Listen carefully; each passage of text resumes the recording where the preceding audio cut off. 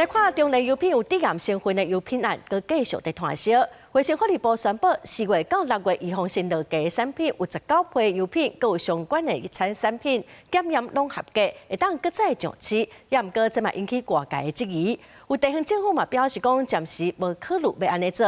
衛生福利部部長趙宗良今仔嘛起立歡迎報告，伊是強調講，這19批油品是經過科學檢驗，證實講無問題，所以才會當擱再上市。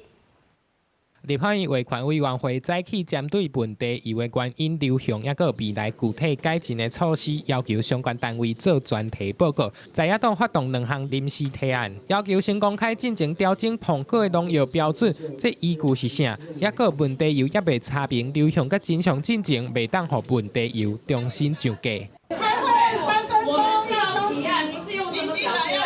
是毋是先處理臨時提案是無共識，氣氛閣有淡薄仔緊張。接落來是動用表決，啊若問題油按6月30市藥署接到通報，佮當繼續咧滾價，表野的立委攏要求愛追究責任。不能因為業者沒有通報，就把地方政府應有的所有的主動監測跟第一線執法的責任一併推回中央。行政院長下台，總統出來道歉，這個是你們好久以前的標準，我現在都看不出來你們對自己的標準在哪裡了。因為他說有適任跟不適任，他自然會處理。你覺得他會處理你嗎？你告訴我你的答案。嘿，就是我不知道啊。講到衛福部宣布，按4月到6月預防性落架產品有19批會使重新上架，引起疑慮。台北台中表態未重新上架，按若高雄市長陳其邁嘛回應，應該將真相武好清楚，才會使重新上架。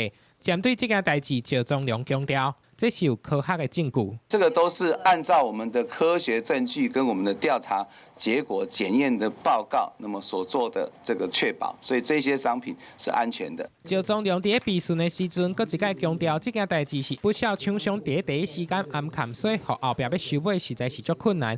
未來會全面提升食安的管理制度，依照法治的天書啟動食安法的修法。記者綜合報道。